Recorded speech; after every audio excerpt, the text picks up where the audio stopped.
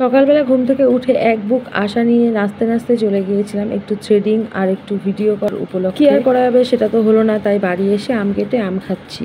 আমাদের দাদার জামাই নাকি আমার ওই ঝগড়া লোক, তো যাই হোক তাকে একটু জামাই আদর করছে। আর এদিকে দেখো দুপুরে রান্নাবান্না দিদি শুরু করে দিয়েছে। আর কি মাছ বলো তো ওটা, যদি তোমরা কেউ চিনে থাকো তাহলে অবশ্যই কমেন্টে জানিও। দিদি যদিও বলছিল ভিডিওতে যেন আমি না বলি যে ওটা কী মাছ, কিন্তু তোমরা যারা খাও তারা কিন্তু জানো যে এটা কী মাছ। এদিকে দেখো করেছে মুড়িঘণ্টের ডাল, এখানে করেছে মাংস, আর ওখানে মাছের তরকারিটা আমি করেছি। তারপরে দেখো চলে গেলাম আমরা সোজা পদ্মফুল বাগানে। না না, তোমরা আবার মনে করো না আমি জলে নেমে পদ্মফুল তুলেছি। এদিকে দেখো দাদা কিন্তু পুজো দেওয়া শুরু করে দিয়েছে, স্নান করে নিয়ে পুজো দিয়ে দিচ্ছে। যেহেতু দিদির অনেক রান্নাবান্না কাজকর্ম বাকি, তো ওই জন্যই কিন্তু দাদা এই পুজোটা দিয়ে নিল। তারপর দেখো সবশেষে কিন্তু আমরা খেতে বসেছি। দুপুরে প্রথমে বাচ্চারা খেয়ে নিয়েছে, তারপর দাদার ওই জামাই মানে আমার ওই ঝগড়াটার লোক খেতে বসেছে, আর তারপর দাদা, আমি আর দিদি তিনজন মিলে খেতে বসেছি। হাই ফ্রেন্ডস, কেমন আছো তোমরা? আশা করছি তোমরা সবাই খুব ভালো আছো। আমার নতুন একটা ভিডিওতে তোমাদের সবাইকে ওয়েলকাম। আশা করবো তোমরা সম্পূর্ণ ভিডিওতে সাথে থাকবে, আর অবশ্যই কমেন্টে জানিবে কেমন লাগলো আমার এই ভিডিও। আর এদিকে দেখো দুপুরে আমাদেরকে ঠান্ডা ভাত খাইয়ে দিদি নিজে একার জন্য একা গরম ভাত রান্না করে মানে নিজের জন্য বেড়ে নিচ্ছে। আর মুখটার পরিস্থিতি দেখো কি করছে, যেন কি একটা সুকাজও করে ফেলেছে, এরকম একটা ব্যাপার। তো যাই হোক দেখো আমরা খাওয়া দাওয়ার শেষে আমাদের মানে আশেপাশে এইগুলো বেরিয়েছে, মানে আমি আর দাদা মিলে এতগুলো মাছ খেয়েছি। তো সেটা আর কিছু বলার নেই, কারণ দাদারও ওটা ফেভারিট মাছ, আমারও ওটা ফেভারিট মাছ, তো ওই জন্য দুজন মিলেই খেয়েছি। দিদি যেহেতু খায় না। আর এদিকে দেখো বাচ্চারা বাগানে গিয়ে বৃষ্টির মধ্যে এই ফুলগুলো চুরি করে নিয়ে এসছে, মানে না বলে নিয়ে এসছে, তার মানে এটা চুরি করেই নিয়ে আসা। আর এদিকে দেখো বাবু এমন একটা ম্যাজিক করে ফেলেছে যেটা কিন্তু তোমরা কেউ পারবে না, সেটা ওর মুখ দেখেই তোমরা বুঝতে পারলে ও কত বড় একটা ম্যাজিক করে ফেলেছে। তো তারপর দুপুরবেলা খাওয়া দাওয়ার পর আমরা একটু রেস্ট নিয়ে বাড়ি থেকে বেরিয়ে পড়লাম। তো ওরা সবাই মিলে রিকোয়েস্ট করছিল, কিন্তু রিকোয়েস্টে আমরা মুগ্ধ হইনি, তো যে কারণে আমরা থাকিনি। ওরা যদি আরেকবার আরেকবার যদি হাত ধরে রেখে দেওয়ার চেষ্টা করতো তাহলে হয়তো আমরা থেকে যেতাম, কিন্তু ওরা তো সেইভাবে আমাদেরকে গুছিয়ে থাকতে বলেনি। তো ওই জন্যই আমরা দেখো বাধ্য হয়ে বাড়ির দিকে চলে আসছি। আর বাড়ি আসতে গিয়ে দেখো কত কাদা, কত জল। আর এই রাস্তাতে নাকি একটা ব্যাপার আছে, যে যায় সে নাকি স্লিপ কেটে পড়ে যায়। তো ওটাই দিদি আমাদেরকে বললো যে আমিও একদিন এই রাস্তা দিয়ে যেতে যেতে স্লিপ কেটে পড়ে গেছিলাম।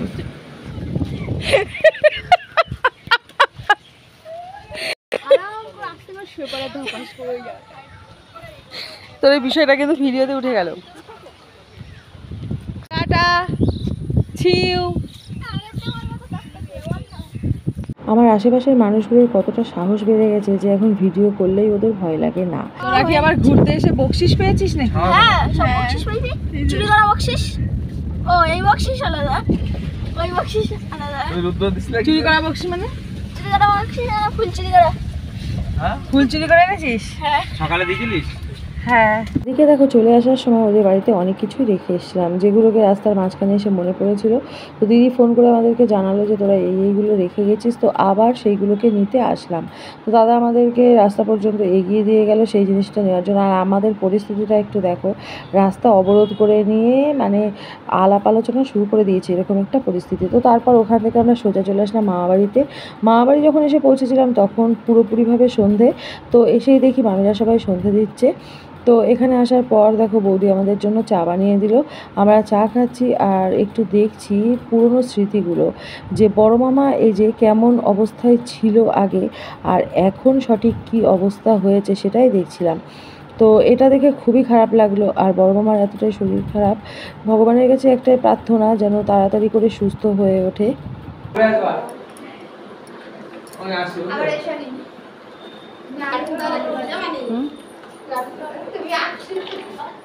আমি চলে আসার সময় বৌদি আমাকে বলছিল টাটা আবার এসো, তুমি আসলে খুব ভালো লাগে, মাঝে মধ্যে এরকম হঠাৎ হঠাৎ আমি চলে যাই, সেটা নাকি খুব ভালো লাগে। তারপর পরই বললো কি যে তোমাকে এই কথাটা বললাম কারণ তুমি ভিডিওতে না হলে জানাবা যে আমি তোমাকে বাজে কথা বললাম, তো যাতে তুমি বলো যে না আমার বৌদি আমাকে বললো যে তুমি আসলে ভালো লাগে, তো সেই কারণেই বললাম। তারপর দেখো চলে আসলাম বাজারে, যেহেতু সন্ধ্যাবেলা মামারা কেউ বাড়ি ছিল না, তো ওই জন্য প্রথমেই চলে আসলাম আমি মেজো মামার দোকান। আমার দোকান থেকে দেখা করে চলে গেলাম দাদুর সাথে দেখা করতে। দাদু সেদিন হাট ছিল না, তাই এখানেই বসেছিল। ও মা, হ্যাঁ তুমি ভালো আছো তো? এসেছিলাম এই আধ ঘন্টা মতো হচ্ছে, এসেছিলাম বড় মামারা দেখতে আসলাম, এই ভাই এসেছে, তারপরে হচ্ছে জামাই টামাই সব আসলাম। হ্যাঁ ও মা, গিয়ে ঘুরে এসো। হ্যাঁ আচ্ছা আর দিতে হবে না সেখানে সব